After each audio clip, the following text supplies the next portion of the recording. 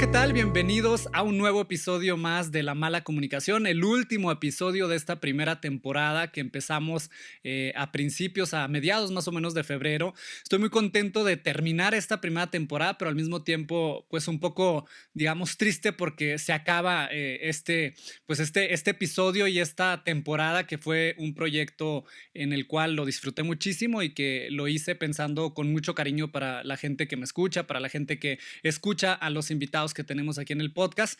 Y bueno, pues todo lo bueno tiene que empezar y tiene que terminar también. Entonces, hoy terminamos esta primera temporada, pero la vamos a despedir con una invitada de lujo, con una persona que es referente en el manejo de crisis en México y creo que mucho vamos a aprender en este último episodio de esta primera temporada.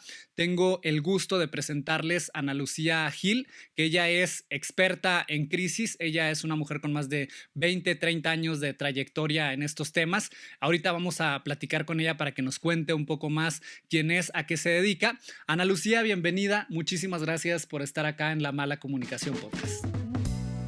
La Mala Comunicación. Ideas para comunicar bien sin morir en el intento. Un podcast de Sentido Común Latinoamérica. Agradecemos a nuestros patrocinadores CMB, Corporación Mexicana de Evaluación, y Ajedrez Eventos y Soluciones por ser parte de este proyecto. Muchísimas gracias por la invitación. Yo siempre digo que cualquier oportunidad para hablar, alzar la voz y poder compartir sobre lo que uno hace y que pueda llegar a alguien más, es decir, en este caso todos los que te escuchan, siempre hay que tomar la oportunidad, siempre hay que decir que sí. Pues bienvenida aquí a este espacio abierto. El micrófono por los próximos 45 minutos también está abierto. Y yo, ¿qué te pido? Preséntate primero con el público, que sepan quién eres.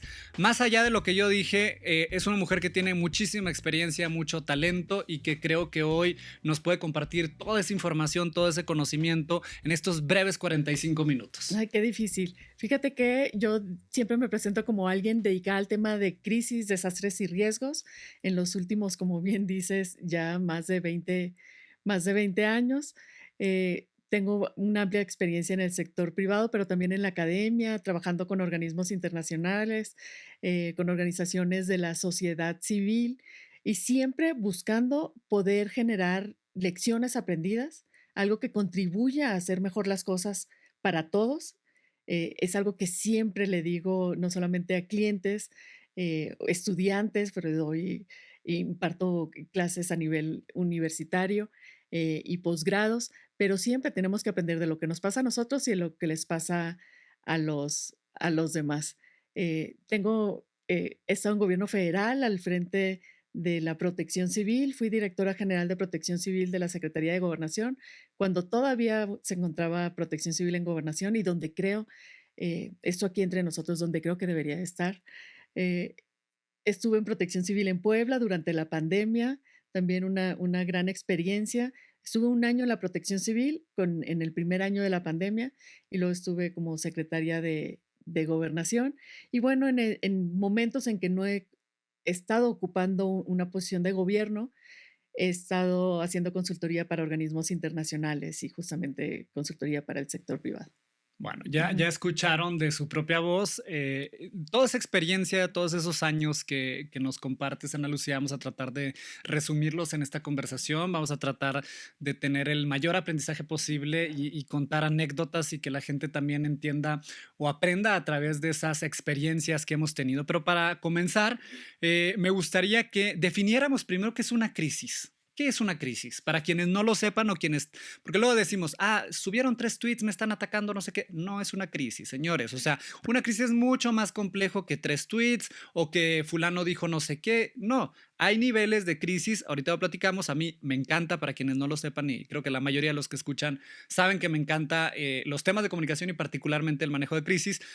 Yo alguna vez, en algún libro, en algún texto que leí, decía, justo separaba qué es un conflicto, una controversia y cómo va creciendo esa onda expansiva hasta convertirse en una crisis. Explícanos, Ana Lucía, ¿qué es una crisis? Puede ser algo muy sencillo, tampoco hagámoslo complejo, pero una crisis es algo que va a poner un evento, una situación, un contexto que pone en riesgo que tú logres alcanzar tus objetivos en tu proyecto personal o en tu proyecto de negocio.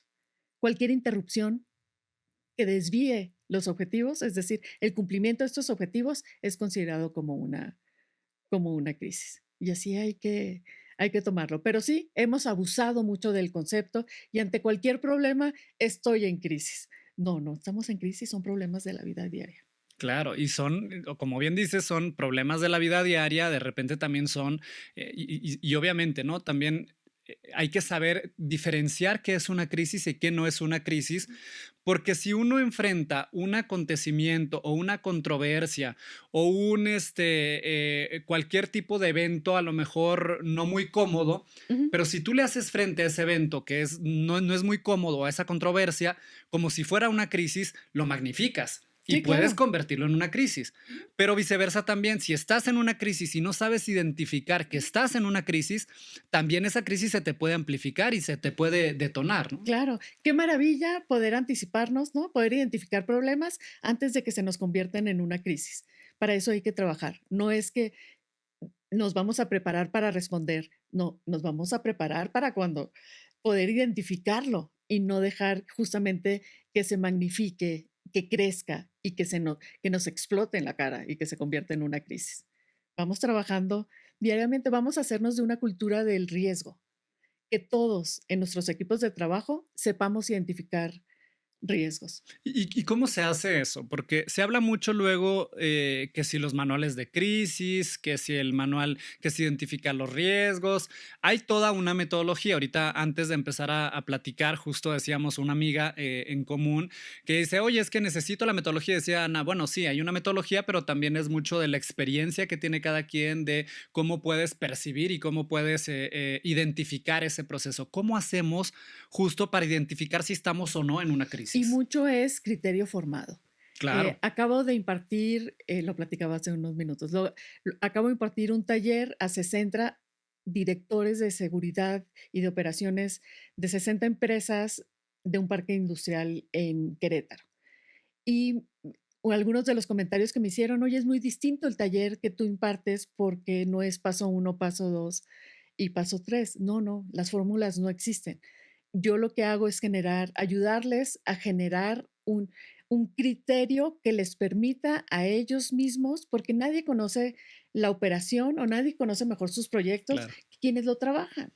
Uno no lo conoce llegando de fuera. Entonces nosotros hablamos generalidades y ellos lo aterrizan. Entonces es un poco darles los elementos suficientes para que ellos puedan generar criterio. Alguien más me decía que yo lo sentí como un cumplido, tú dímelo. Me decía, oye, tu taller parece un podcast. Yo lo sentí como, nunca me lo habían dicho, pero lo sentí como un cumplido, como que es algo que los mantenía atentos permanentemente. Y justamente era sobre administración, manejo de crisis y resiliencia organizacional.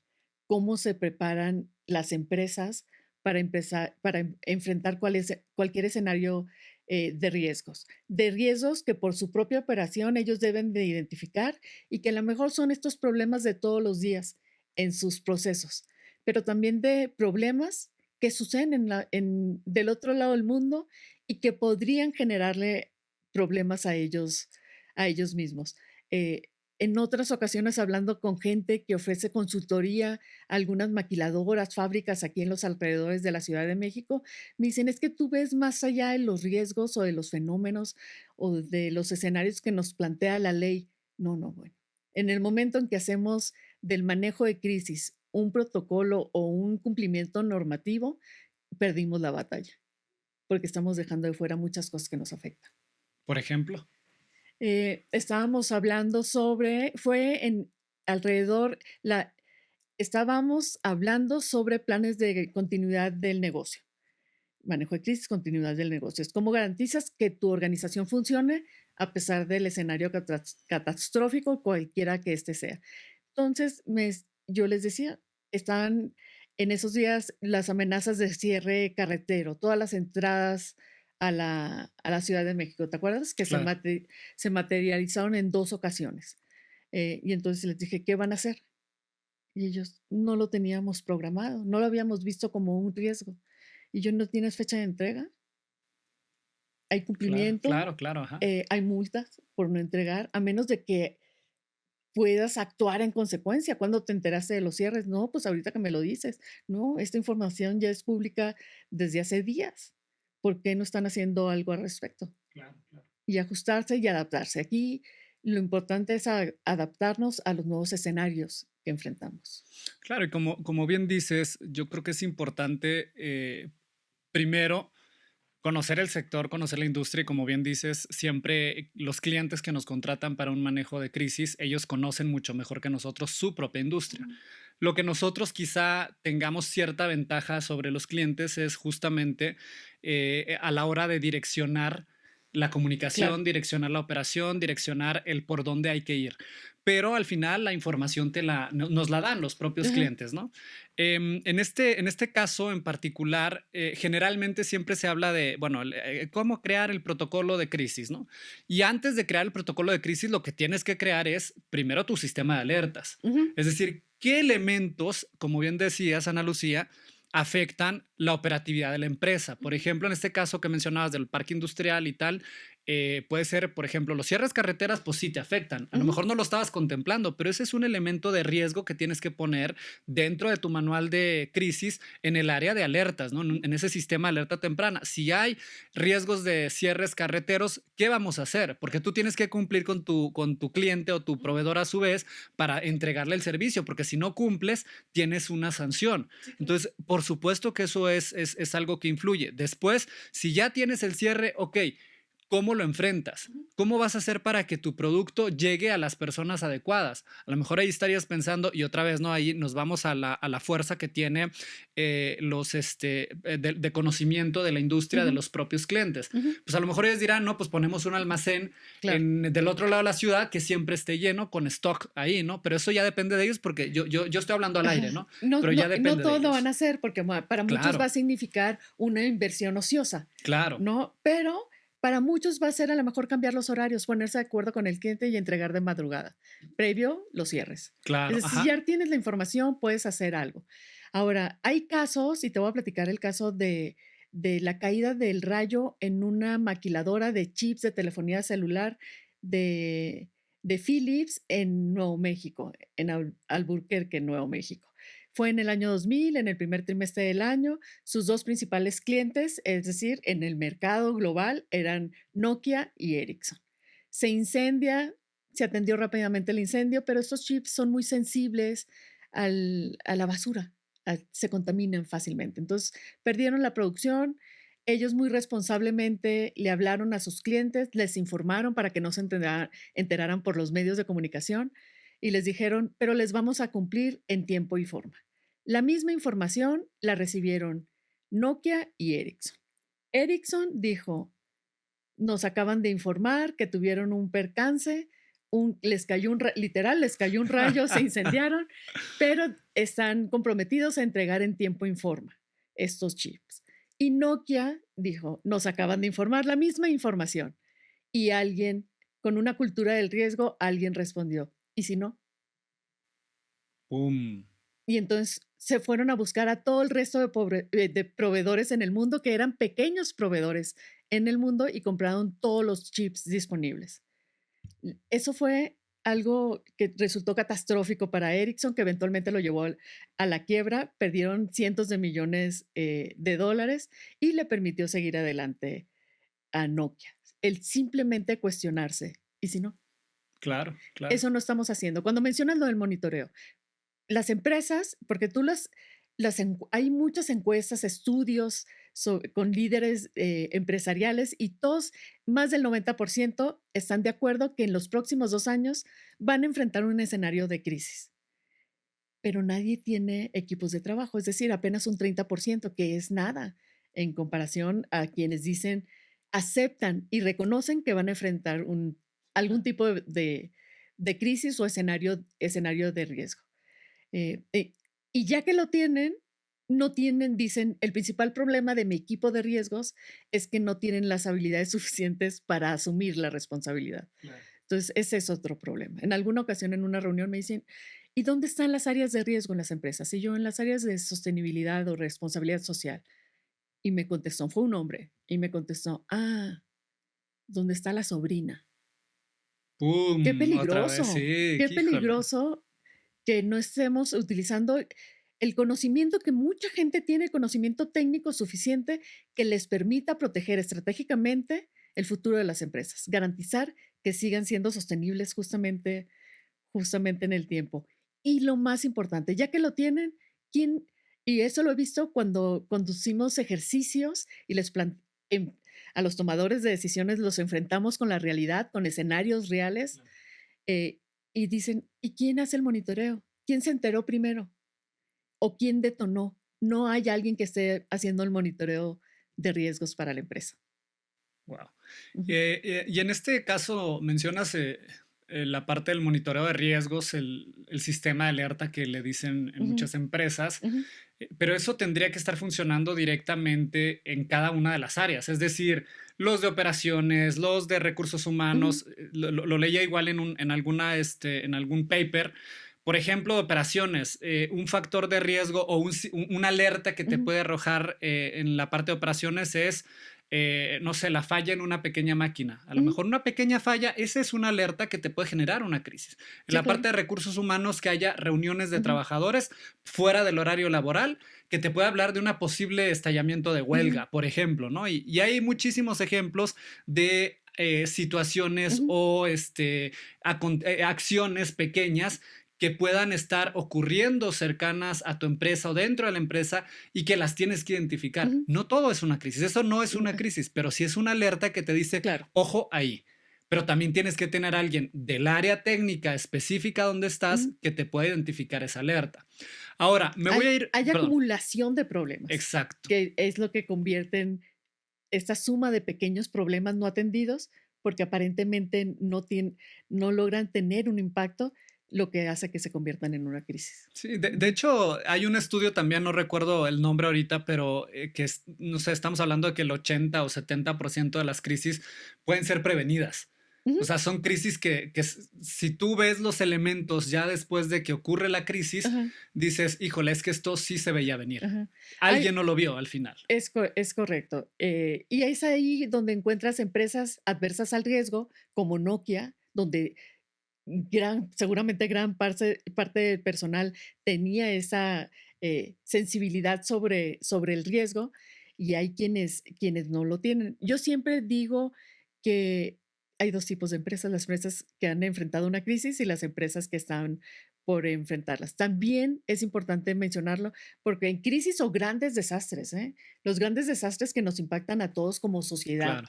no solamente a una empresa en particular, que no es la intensidad del fenómeno, es decir, no es ese pequeño problema, sino lo bien preparados que podemos llegar a estar. Claro, Eso es claro. lo que hace que sea una gran crisis o no, si estás preparado para enfrentarla o no. Ana Lucía, Ujú, una pregunta muy concreta. En las crisis, ¿qué es lo que está en riesgo? Cuando una empresa, un gobierno, una organización enfrenta una situación de crisis, ¿qué es lo que tiene en riesgo esa empresa, esa institución? Hablamos por una parte de los intangibles, que ahorita me gustaría ujú, que tú hablaras y lo explicaras mejor, y también de los tangibles, porque las dos cosas están en riesgo. Lo que pasa es que los intangibles, justo porque son intangibles, ujú. pareciera que son menos importantes. Pero hoy, en la era de la hiperinformación, en la era de la confianza, en la que todo evaluamos con 5, 4, 3, 2, 1 estrellas, la confianza y estos intangibles se vuelven muy importantes. ¿Qué está en riesgo en una crisis? La confianza, tu nombre y tu reputación y por supuesto la supervivencia de la organización o de tu proyecto. Para esos que están dedicados a la política, lo que está en riesgo es tu proyecto político, individual y de grupo, Claro, porque puedes tú perder y tu grupo seguir, pero pueden perder también ambos. claro, claro, Pero yo creo que principalmente es eso, el nombre, tu nombre muchas veces a mí me dicen, ¿qué es lo que más proteges? Yo lo único que tengo es mi nombre. claro, claro. Ajá. Es, es decir, yo soy mi empresa y es lo único que tengo. Entonces soy muy cuidadosa con hacer las cosas como yo creo que son correctamente, con transparencia, con responsabilidad, con compromiso. Finalmente, luego mis intereses son los de mis clientes, ya Claro. sea en una empresa o un gobierno. Siempre van a ser los de mis clientes y tratas de transmitirles eso. Hay quienes lo tienen muy claro y hay quienes les cuesta mucho trabajo entenderlo. Hay empresas que sí logran a ver a largo plazo y hay empresas que quieren resolver en el momento. Esas empresas resuelven quizá lo mediático, la inmediatez, pero si no lo resuelves con acciones que vayan empatadas a estas acciones del habla, es decir, lo que comunicamos internamente, pero también hacia el exterior, pues no estamos resolviendo el problema de fondo. Claro, claro. Ujú. Y preguntarte también, ¿qué tipo de crisis existen? Si las tenemos que categorizar, ¿cómo podemos categorizar los tipos o la tipología de crisis? Es muy interesante porque luego cuando yo digo, yo especialista o me dedico al tema de crisis y desastres, luego me dicen, ¿y crisis personales? Pues mira, te podría ayudar, pero no soy de ese tipo de crisis. Te podría dar elementos que puedes hacer tuyos y tratarte como empresa, es decir, a ti personalmente, ¿no? Y que también, por ejemplo, cuando hablamos de resiliencia organizacional, también lo estamos haciendo a nivel personal porque no va a ser suficiente si no logramos ser todos resilientes. Y entonces tenemos el tipo de crisis eh, que van a afectar a la organización, el tipo de crisis que va a afectar a la empresa, que nos van a afectar a todos como sociedad. Ana Lucía, me gustaría que nos contaras sobre los desastres naturales, que ya me hiciste una corrección que quiero que me la vuelvas a hacer aquí enfrente de todos. No son desastres naturales, me decías. Que no le llamemos desastre natural, siempre, aunque no lo decimos como definición, Claro. lo decimos como concepto, en realidad los desastres pueden ser algunos detonados por un fenómeno natural, pero en realidad el desastre se da por la relación que tenemos nosotros, los seres humanos, con nuestro entorno. Cuando recién llegué a la Dirección General de Protección Civil, en Piedras Negras hubo una especie de tornado, torbellino, tenía un nombre técnico distinto, pero ellos decían, es que antes no pasaba, eso no ocurría aquí. Pues no, sí ocurría, pero no, nadie vivía ahí, Claro. pero sí ocurría. No había nadie para ser testigo de su ocurrencia. Porque pasa del otro lado, Piedras Negras está en la frontera, ¿no? De Coahuila con Texas. Eh, Pasa el otro lado de la frontera, ¿por qué no iba a pasar de nuestro lado? Entonces, muchas veces somos nosotros los que estamos construyendo el riesgo. Eh, la gente luego dice, ay, ¿por qué nos inundamos? ¿Dónde vives? No, en la Laguna de los Patos. Mm, pues sí, va a ser un lugar donde comúnmente, a lo mejor hoy no hay agua, pero cuando haya abundancia de agua nuevamente, pues va a ser un lugar natural donde el agua encuentre Su causa. su cauce. Dicen que el agua tiene memoria. Entonces el río seco se llena de agua, ¿no? El río Claro. escondido aparece. Es algo que ya lo vemos cada temporada de lluvias, que por cierto está por iniciar la temporada de lluvias y ciclones tropicales el 15 de mayo en el Océano Pacífico y el 1 de junio en el Atlántico. Como anotación. Ajá. Ana Lucía, también a propósito de fenómenos naturales y de Ujú. desastres provocados por Ajá. fenómenos naturales, Detonados. detonados por fenómenos naturales, la pandemia. La pandemia fue una crisis. Tú decías ahorita, antes de empezar a grabar, a ver, decían que nos tomó por sorpresa, pero no es algo que nos debió haber tomado por sorpresa porque no Ujú. era la primera vez que nos ocurría algo así. No, en 1853 se publicó un primer decreto facultando a la Secretaría de Gobernación, que tenía otro nombre, ¿no? Pero algo y gobernación, justamente para atender las pestes, porque estábamos atravesando una epidemia fuerte de viruela, sarampión, no recuerdo muy bien, y se le daba todas las facultades para atender y responder y ayudar a la gente que se viera afectada.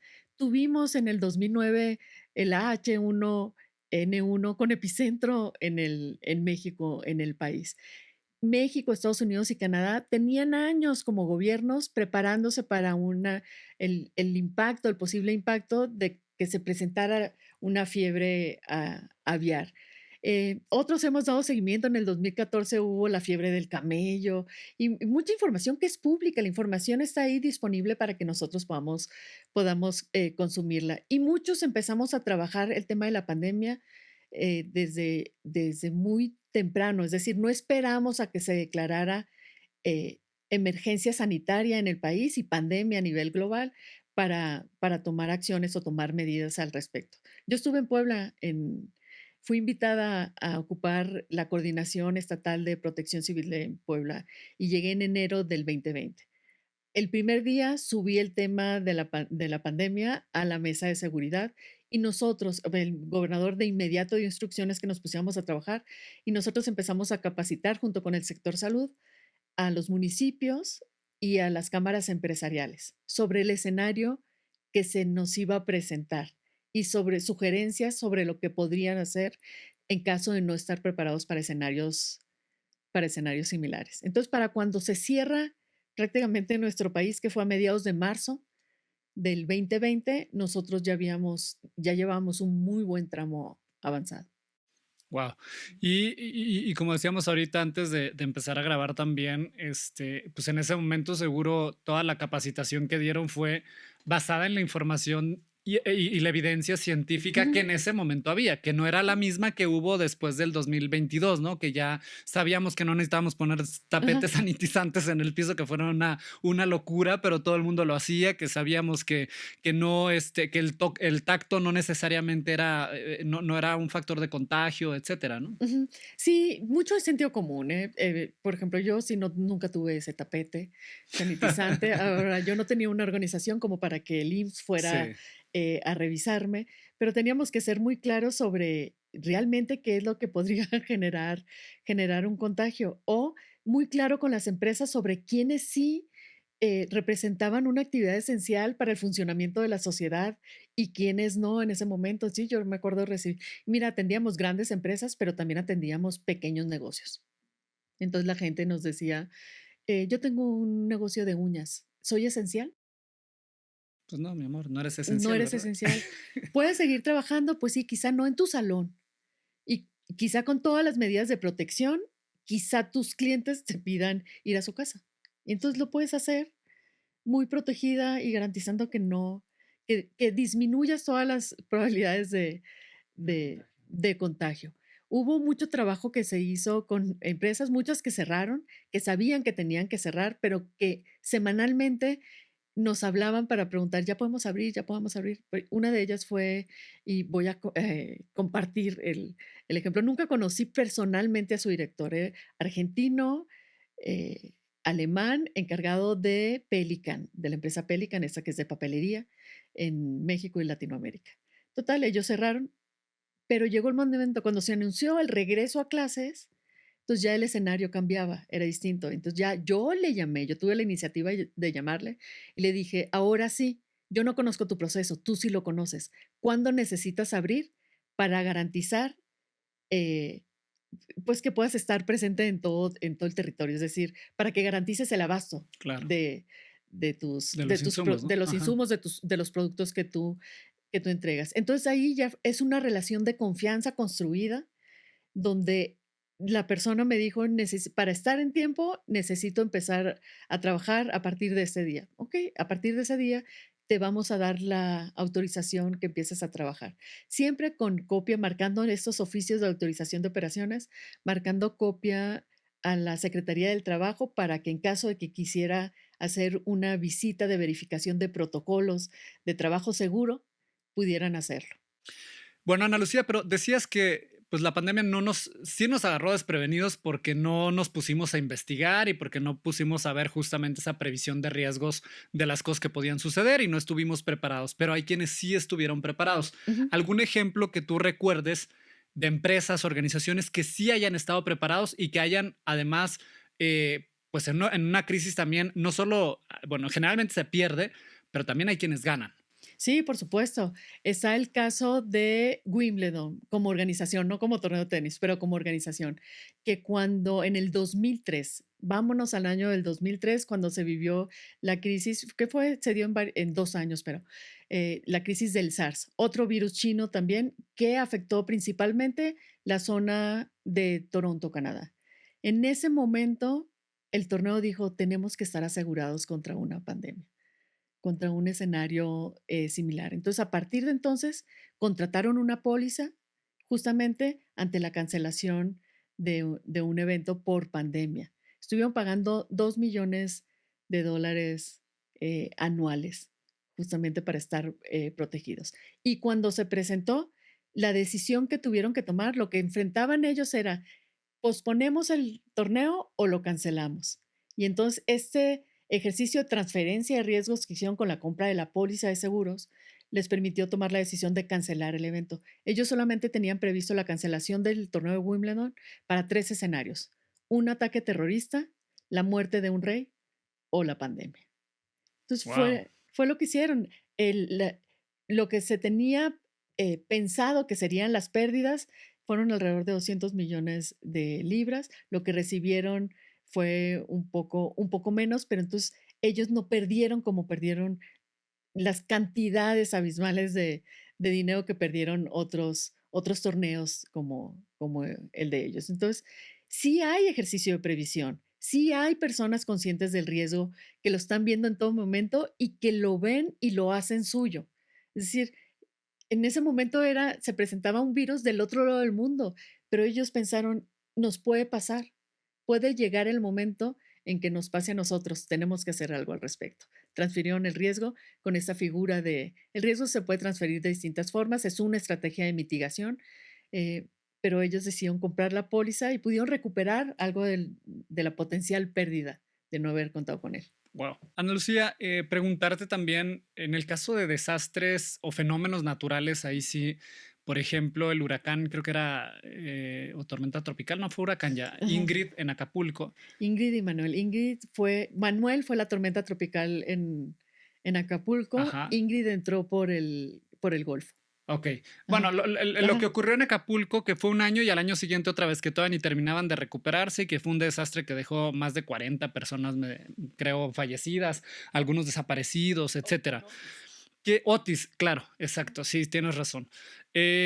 Allí, ¿cómo? A ver, también hoy por hoy ya la tecnología, la ciencia nos permite conocer los pronósticos del tiempo, saber cuándo viene una tormenta tropical, cuándo se convierte en huracán fase uno, 2 y lo que ustedes como expertos en protección civil saben.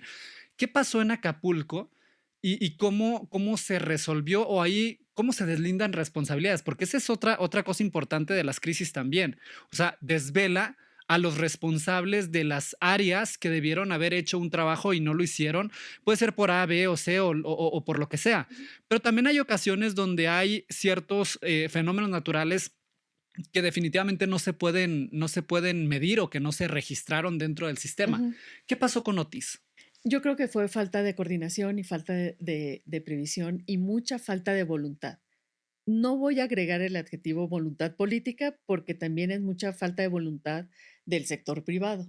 Es decir, todos escuchamos que se llevaban a cabo eventos en esa misma noche donde que se iba a dar el impacto del huracán y había eventos sociales, empresariales, gremiales del sector minero Sí, sí, justo. y algunos otros. Los fenómenos naturales más nobles porque nos da tiempo de prepararnos justamente son los hidrometeorológicos, es decir, los huracanes. Llamémosle ciclón, que es el nombre genérico que tiene desde que se identifica el sistema Sí. hasta que empieza a adquirir nombre: depresión tropical, tormenta tropical, cuando se le asigna nombre, y huracán, que es cuando ya se le da también categoría.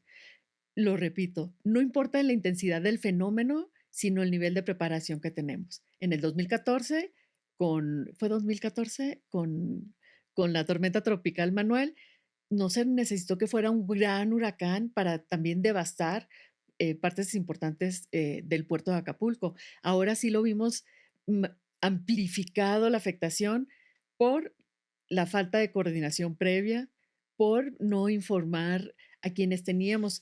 Hay quienes tienen que informarse por sí mismos, es decir, ¿por qué tendría el gobierno que ir a tocar la puerta de cada uno de los negocios para informar? Es información pública. Sí, claro. Si Ujú. vives Y vives en una playa, por en la Dios. costa, debes estar informado de lo que va a pasar, pero sí podemos ayudar a esos grupos de población que sí necesitan una mano ayuda, es decir, a los grupos más vulnerables, a los que viven en las colinas que muy probablemente son zonas de riesgo de derrumbe. Entonces, a ese grupo de personas sí tiene que salir y tiene que haber una iniciativa por parte de los distintos niveles de gobierno, porque hay que trazar las áreas o los niveles o los tramos de responsabilidad. gobierno local, estatal, federal, pero también de los sectores privado, privado y social. Ahora hay muchas casas, muchos inmuebles que no se vieron afectados y entonces te preguntas por qué y luego ves cómo están construidos y quizás están un poco ladeados y entonces dices, ¿por qué están ladeados y no le dan de frente directamente al mar? Justamente para permitir que el paso de los vientos huracanados. Es decir, los arquitectos y los ingenieros tienen una responsabilidad. El concepto de resiliencia nace en la ingeniería para saber cómo los materiales de construcción se van a comportar ante los embates del medio ambiente. Entonces ellos sí saben, hacen análisis del suelo, porque también es zona sísmica. Recordemos que Sí, también sí. es zona sísmica, Guerrero, además. Acapulco. Entonces, hay que construir de forma responsable. Yo te diría, hay una zona arqueológica cerca de Laguna Verde, la planta nuclear en Veracruz, que está construida no perpendicularmente, no paralelamente, como normalmente estamos acostumbrados a ver las zonas arqueológicas en México y fuera de México, muy organizadas. Esas están de alguna forma. Entonces, yo cuando llegué y conocí, ahorita se me escapa el nombre, pero se los compartimos quizá en los comentarios. Incluso Tajín también está construido así en el norte de Veracruz, que justamente están construidos para permitir el paso de los huracanes. Entonces, ¿dónde quedó ese conocimiento ancestral? ¿Por qué? ¿En qué momento decidimos que no valía la pena O que nosotros tenerlo podemos más que la presentado? naturaleza, ¿no? O que no, nunca vamos a poder más que, nunca vamos a poder más que las fuerzas de la naturaleza, pero sí podemos trabajar con ella para que, para poder convivir de forma Armónica. armónica. Pues muchas veces estamos viendo también cómo crecen las ciudades sin planeación urbana y sin consideración del riesgo. Actualmente, hablemos de política pública internacional. Los Objetivos del Desarrollo, los ODS sostenible, justamente hablan de un desarrollo que tenga como centro la concepción del riesgo. Tenemos que estar siempre conscientes eh, de él. Sí, claro, porque Ujú. sí, además, si podemos identificar el riesgo, podemos también prevenirlo en la medida de lo posible. No Sí, todo se claro. puede prevenir, pero sí puedes tomar previsiones sobre posibles situaciones que te puedan afectar y Ujú, tomar decisiones a tiempo que salven vidas, que salven ujú, reputaciones en el caso de empresas, políticos, etcétera. Ahora, volviendo al tema de las crisis y de lo que pasa después del fenómeno, del acontecimiento, de la acción, del momento crítico. El momento, siempre las crisis son, digamos, si lo viéramos en una campana de, ¿cómo se llama esta? Se me fue la palabra. ujú. Gauss, creo que Ajá. es, ajá. Viene una primera parte que está en la parte plana y luego va aumentando, aumentando, creciendo, se va formando la campana y en la cúspide es donde está el momento crítico. Y luego, si haces bien una intervención adecuada, Ujú, la crisis puede bajar con el tiempo y ujú. ya darle forma a esta campana que mencionamos, o bien se puede disparar si es que no actúas correctamente, ¿no? Lo podemos graficar en ambos sentidos, hacia arriba del eje o hacia abajo del eje. Y expliquemos ambas. En la primera, nos encanta ponerlo por etapas porque es una forma fácil de entenderlo. Todo empieza al mismo tiempo, es decir, la crisis de comunicación empieza en el momento que se detona, pero también la respuesta, también la Claro. recuperación empiezan en ese momento, no es por etapas. Ujú. Quizá el protagonismo se da en etapas, pero empieza en un mismo momento, tenemos que atenderlo rápidamente en todos los frentes. Cuando lo graficamos hacia abajo, lo que estamos graficando es nuestra pérdida de haber estado preparados y no. Y son gráficos que yo he modificado también de estudios académicos, porque plantean, por ejemplo, que las estrategias de prevención o reducción de riesgo no tienen costo, pero sí hay un costo inicial. A lo mejor no le asignas presupuesto, pero hay un costo inicial de horas, ¿no? De horas persona dedicadas a eso. Entonces, eso te grafica cómo puedes tú, en caso de que algo suceda, si estás preparado, una recuperación más pronta que si no estuvieras preparado, donde el costo es mayor y corres además el riesgo de no sobrevivir. Y el sobrevivir en el tiempo, en la inmediatez, no significa que vayas a sobrevivir en los próximos o siguientes 2 años. Es decir, un escenario de crisis, un escenario de desastre te puede llevar a la quiebra. Y Ana Lucía, otra cosa a propósito ya de estos momentos críticos donde ya tronó el problema, ya tienes la crisis de operación o la crisis política o la crisis de Todos en el recursos mismo momento. humanos porque se te murió alguien, lo que sea, la crisis mediática al mismo tiempo, o sea, ya tienes, ahora sí estamos en crisis, ¿no? Ahora sí que rómpase el extintor y vámonos a apagar la crisis, a acercar primero la crisis y luego tratar de apagarla, ¿no? Identificarla, porque luego la tentación por resolver otros problemas que no tenemos es enorme, Sí, claro, claro. ¿no? Sí, que es lo que decíamos al Ajá. principio también, o sea, si no identificas adecuadamente la crisis, corres el riesgo también de que se te amplifique. Ahora, ¿qué pasa luego cuando eres una empresa y tienes un problema, una crisis de verdad, ya sea de seguridad, ya sea industrial, ya sea de cualquier tipo? Pero luego viene también, porque todas las crisis o todas las industrias están reguladas por un marco normativo, que el marco normativo justamente es lo que nos indica si estás o no en una crisis, cuando el marco normativo se rompe, ¿no? Ahora, cuando entra ya la parte política y que de repente deja tú la parte gubernamental que tiene que hacer su Ujú. tarea, la parte política partidista. Porque en las crisis también siempre hay quien quiere jalar agua a su molino Sí, y claro. siempre hay alguien que va a ganar y alguien que va a perder. Tú decides quién quieres ser, si quieres ser el que gane o el que pierda o el que pierda lo menos posible, ¿no? ¿Se deben politizar las crisis? ¿No se No, deben politizar las crisis? Pareciera una pregunta tonta, pero me parece que es importante hacerla. es muy importante. Sí hay una dimensión política de las crisis porque finalmente nos afectan como sociedad. Es decir, sí hay factores, si estamos hablando quizá a lo mejor de grandes desastres, donde la gente no tenía nada y lo perdió todo. Entonces, ya no le queda nada más que La vida, lo que queda de vida, ¿no? enfrentarse a una realidad con pocas expectativas, es decir, y donde quizá las áreas de gobierno o los grupos políticos no les están respondiendo, nada más están haciendo uso de ellos. Entonces, sí hay que identificar a estas crisis o estos grandes desastres como indicadores de conflicto e inestabilidad social. Es sumamente importante, pero no debemos aprovecharnos de ellos y politizarlo. Eso sí es igualmente equivocado, no reconocer que fuera tanto que no, eh, que sí tiene una dimensión política como el que, Como negarlo, ¿no? Ajá. no, el también no reconocer que no, es igualmente equivocado politizarlas, pues Ya, ok. tomar ventajas sobre quien más ha perdido. Y mira, Es poco quien, ético, poco poco responsable. responsables. Y mira, los grupos más vulnerables social y económicamente son sumamente resilientes porque ellos se enfrentan a un escenario de crisis diario, Constante, constante, permanente. de saber qué es lo que van a comer todos los días. Pero luego tenemos este gran grupo de la sociedad, que es la clase media, de grupos de personas, familias que han trabajado incansablemente toda su vida y que en un abrir y cerrar de ojos pueden perder todo. Entonces, yo digo que ese grupo de población es infinitamente más vulnerable ante los escenarios de crisis porque no lo espera No están y acostumbrados, no como están dices. acostumbrados. Ujú, Ya para cerrar, estamos cerca de ujú. terminar este Qué último rápido se va el episodio. tiempo. Muy rápido, súper rápido. Algo Ujú. que ustedes no saben muy probablemente es que Ana Lucía fue gobernadora de Puebla por ¿cuántos días? ¿Un día, 2 días? Cuando U- murió Miguel Barbosa, ¿no? unas horas. Hay quienes dicen unas horas, hay quienes dicen 2 días.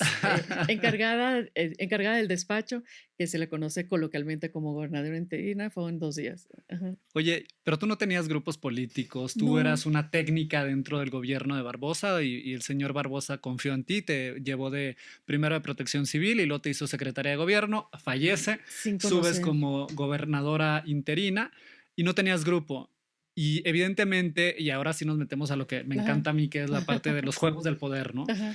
Pues evidentemente quedó un vacío de poder y hay grupos dentro de los gobiernos y dentro de los partidos políticos que querían hacerse del poder, ¿no? Sí, ¿Cómo claramente. fue enfrentarlos y cómo fue, pues, esquivar de alguna manera eso, ¿no? ¿Cómo resolviste tu propia crisis? Se vuelve algo complejo porque tú te ves ajena al problema porque no formas parte de los grupos y de los grupúsculos, pero aquí fue algo amplificado, entonces se abrió a más grupos o corrientes políticas. A mí lo que me preocupaba más era mantener la estabilidad de gobierno, entonces fueron 2 reuniones a las que yo convoqué a la de gobierno, es decir, a la del gabinete, para que hubo incluso secretarios o secretarias que preguntaban o se preguntaban si debían cerrar, y yo, no, ¿cómo que van a cerrar? Pues es una institución, o sea, que es debe seguir. claro. Y muy probablemente era lo que nos hubiera dicho, eh, ¿no? Con un toque en la mesa el gobernador Barbosa de que no, sigan atendiendo a la población. Y la otra fue con el gabinete de seguridad para garantizar que se mantuviera la estabilidad, porque esos momentos de incertidumbre o falta de liderazgo político hacen os Generan vacíos generan vacíos que provocan también, momentos o oportunidad para otros grupos no deseados, para los adversarios eh, políticos, no ajá. so solamente los adversarios políticos, también El temas crimen del organizado, crimen okey. organizado. Entonces, fue un poco mucho trabajar con, pues, la representación de las Fuerzas Armadas en el Estado, con quien estaba el general Mérida, como jefe de la zona militar, a quien yo ya había conocido muchos años antes, que eso es muy importante, establecer relaciones, puentes de confianza. Habíamos coincidido, fíjate, curiosamente, cuando él estuvo en la sección segunda de Sedena, que es la de inteligencia, y yo estaba en Protección Civil del Gobierno Federal, en la Dirección General, habíamos coincidido en un grupo, con un grupo de funcionarios de otras áreas, procuradurías y Policía Federal en aquel entonces, en un curso de terrorismo en Israel. Ah, mira. Entonces ahí habíamos tenido la oportunidad de trabajar juntos, de plantearnos escenarios, generar estrategias. Entonces fue muy cómodo y me sentí muy segura con el respaldo de la Sedena en esos momentos. Ana Lucía, estamos llegando ya al final del episodio y antes de terminar, me gustaría que la gente supiera, quienes nos están escuchando, que además de ser experta en crisis, eres estandopera. Cuéntanos, a ver, ¿qué es más fácil, hacer stand-up o manejar una crisis? Yo no es igual de difícil, son distintos el reto que enfrentas. Fíjate, curiosamente, y estando en Puebla fue lo único que tuvieron para criticarme, lo cual pues no me preocupó mucho, que digamos.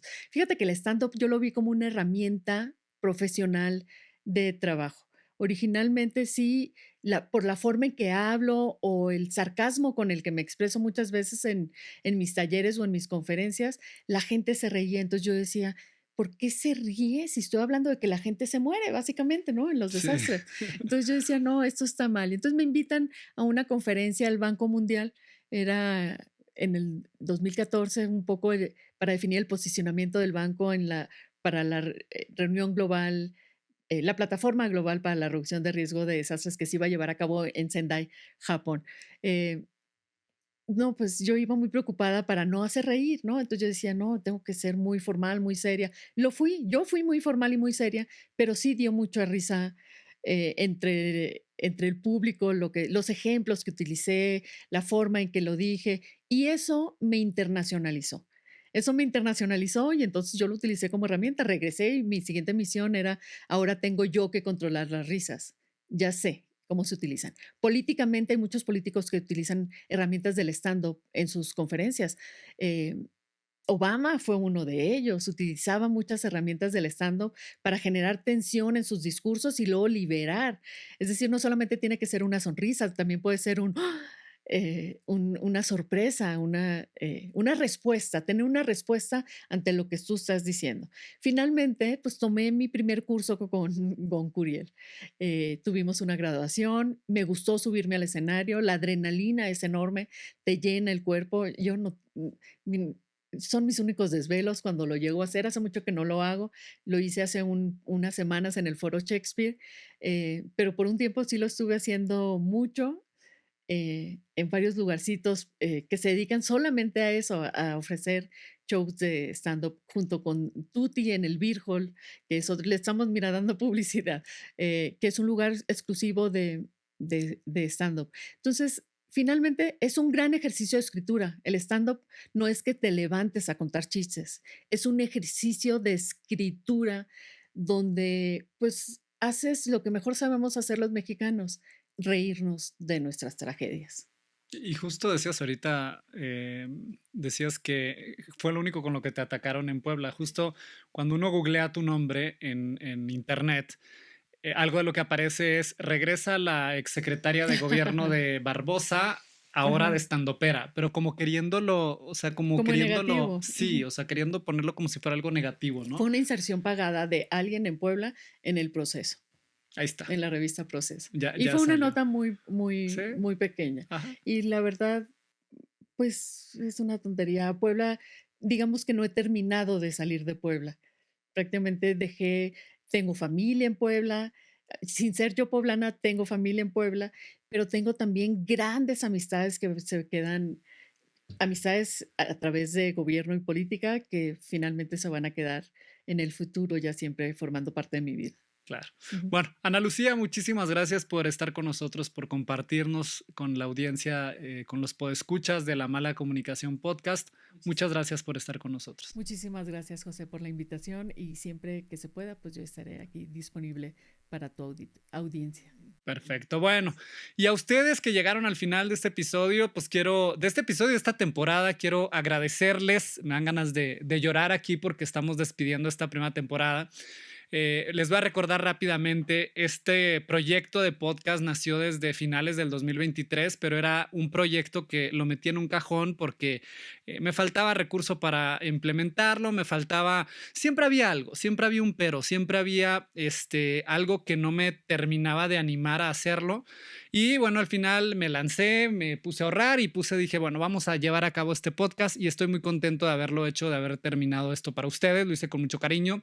Quiero agradecerles muchísimo a quien nos ayuda con la producción, el Desorden Estudio, que están acá siempre al pendiente de que todo salga bien, de que el audio se escuche bien, de que la edición quede perfecta. Agradecerle a cada uno de los 12 invitados que estuvieron presentes en esta primera temporada. No quiero que se me pase nadie, pero empezamos con Gisela Rubach, Carolina Muñoz, Jorge Sánchez, Gabriela de la Riva. Estuvimos también aquí de invitados Mario de la Rosa, Carlos Odriozola, la magistrada Paula García Villegas. Estuvo también con nosotros, no quiero que se me olvide nadie, Jessica de la Madrid. Estuvo con nosotros Gabriela Bendaño, estuvo con nosotros también la semana pasada Carlos Zúñiga Pérez y ahorita pues estamos cerrando con Ana Lucía Gil. Muchísimas gracias a ustedes por darnos parte del tiempo de su día para escucharnos, por estar 45 minutos pendientes escuchándonos en el gimnasio, en el coche, cocinando, en su oficina, donde sea. Muchísimas gracias por escucharnos y bueno, empezaremos una nueva temporada a finales probablemente de julio, principios de agosto, así que no nos olviden, aquí vamos a estar y pronto van a escuchar nuevas noticias, vamos a tener nuevos contenidos y vamos a generar más información y más contenido para ustedes. Muchísimas gracias, un abrazo a todos los que nos escucharon, pásenla bien, nos vemos en agosto.